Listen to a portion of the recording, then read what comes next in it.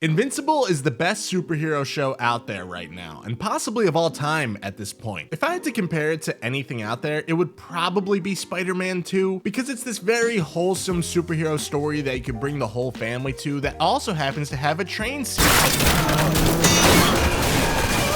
The whole adult superhero thing isn't a completely original idea with stuff like Watchmen and The Boys out there, and I love the Watchmen movie, haven't seen the show though, and I love The Boys, even though I've only seen season 1. And you know what, even though it's not an adult superhero movie, The Incredibles was my introduction to a story where superheroes were real, and showed off how the world would function if there were actually heroes among us. And it's no secret that people love these kinds of stories, even if we are living through a time where most casual audiences are getting tired of superhero movies. So I wanted to make a video for you, not only to explain why Invincible is so great, but also point out what it is doing better than any other superhero cinematic universe at the moment. And if Marvel and DC want to mature with their fan base over the next few years, they should probably start taking notes from Robert Kirkman. But before we get into that, let's do a little exercise together. Have you ever tried Googling your name for fun and see what happens? Well, I did that recently and said, how the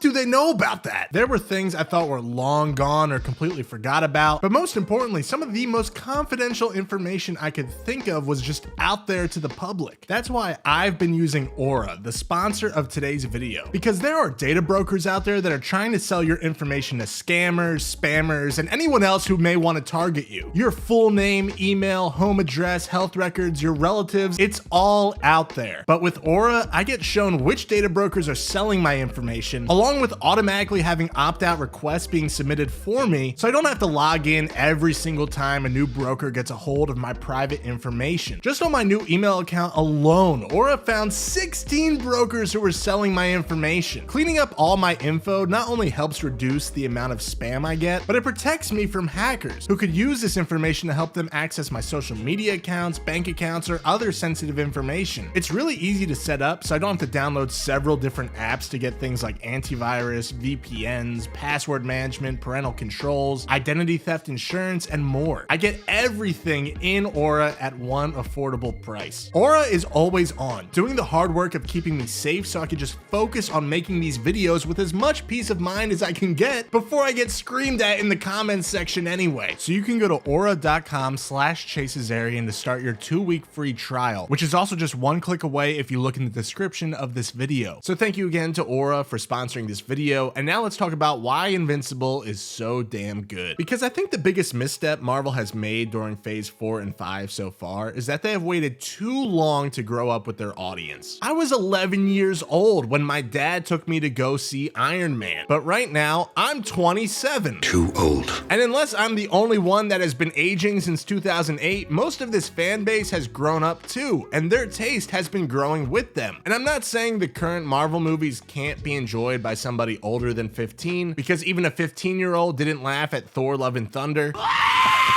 There is a reason so many people loved the Netflix Daredevil universe, to the point where even Kevin Feige said, "What the fuck are we doing here?" and scrapped everything that was already shot for the Disney Plus version of the show. Because if you are spending all of this money on Daredevil Born Again and can't even live up to the dark and gritty vibe of those original 3 seasons, what was the point of trying out the entire Netflix experiment in the first place? They are attempting to make R-rated content now with Deadpool 3 and Blade on the horizon, if Blade is ever actually made by the time Mahershala Ali checks into the retirement home. But the groundwork for an R-rated Deadpool was already laid out by Fox, and Marvel really hyped up Echo being their first big hard R-rated project, but this was the only violent thing in the show. And Invincible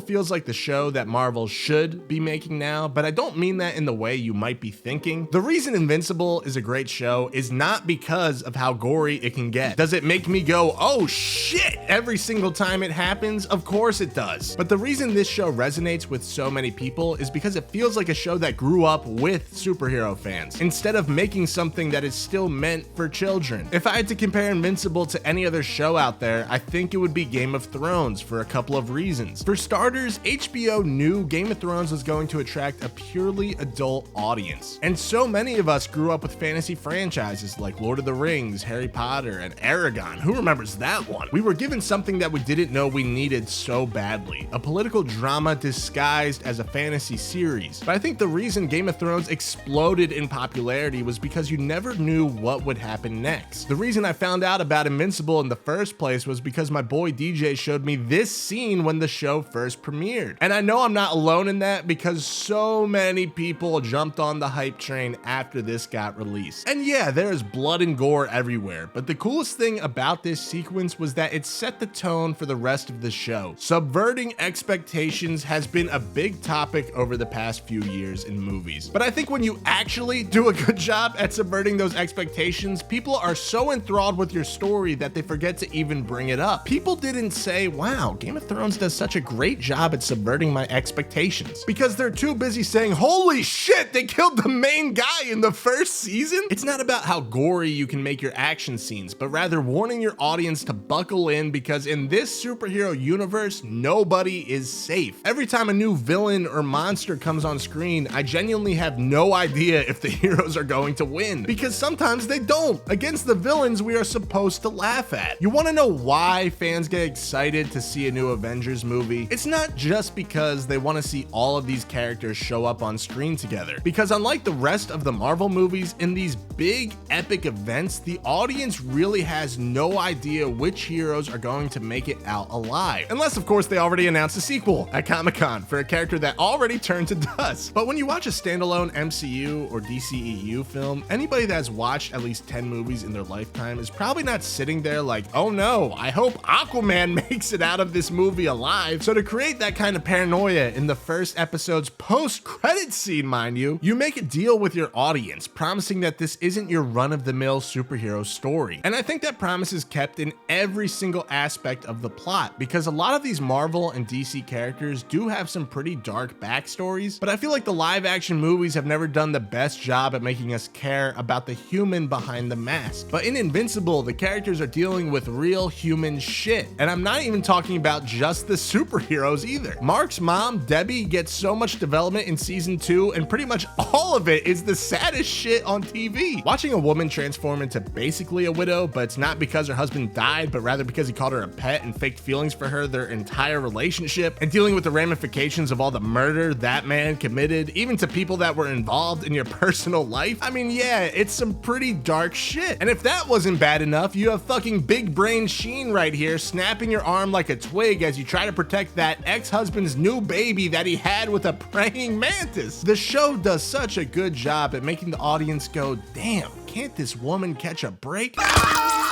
Oh shit, sorry Debbie. But then you have everything involving Mark, who I think is a much more interesting character in season 2. The whole first season is pretty basic in terms of this guy is just learning how to be a superhero, but season 2 is all about not turning into the villain, which is even harder to fight against when your role model was the bad guy the whole time. I know this is a hot debate among the nerd culture out there, but one of the things I liked about Zack Snyder's universe was how he was willing to force some of these heroes to make difficult decisions. I don't think he explored it as well as he could have in terms of Batman killing people. So Batman Can't Kill is canon. And I'm like, okay, well, the first thing I want to do when you say that.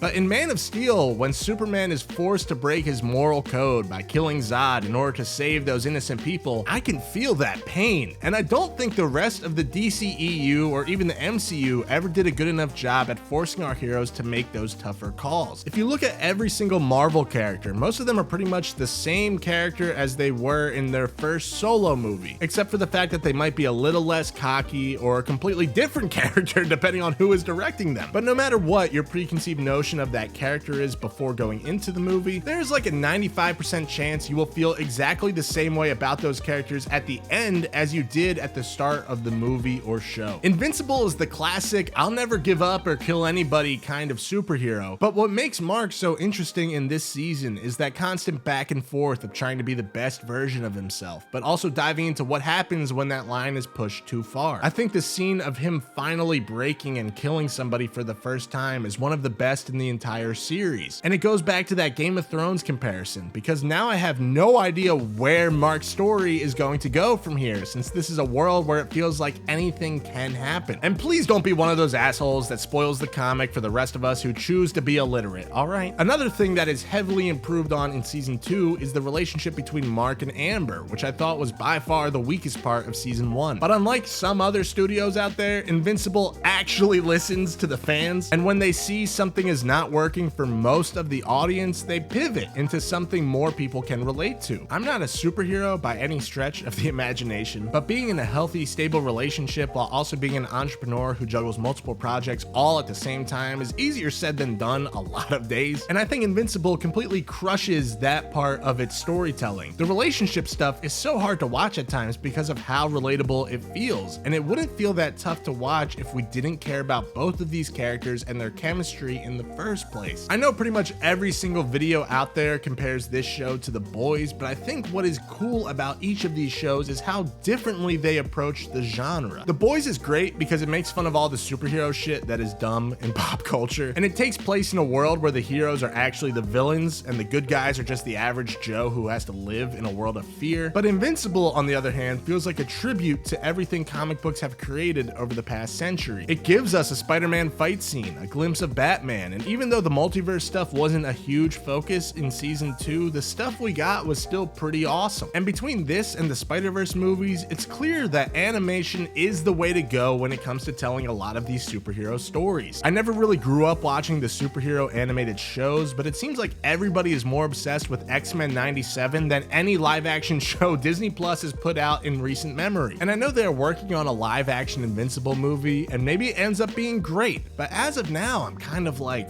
why? I mean, yeah, the gore could look crazy in live action, I guess, but there's something about seeing all of it get animated one little frame at a time that makes me a bit more skeptical of seeing any other version of this. And who knows, maybe we'll get the live action movie before season 3 comes out, because we had to wait almost 1,000 days before we got season 2. And I know they make fun of that within the show, and they have stated multiple times we won't have to wait as long for season 3. But even though I really liked season 1, there were so many things I had forgotten about by the time I started binging season 2. But when my biggest complaint of a show is that I had to wait 3 years for the next season, that's how you know it's pretty good. And who knows, I already compared the story to Game of Thrones multiple times in the video, and maybe Invincible will do the same thing and plummet in its final season, but I think in a world where most people complain about how boring superhero movies have gotten, it's refreshing to have a great show that I could recommend for the entire family.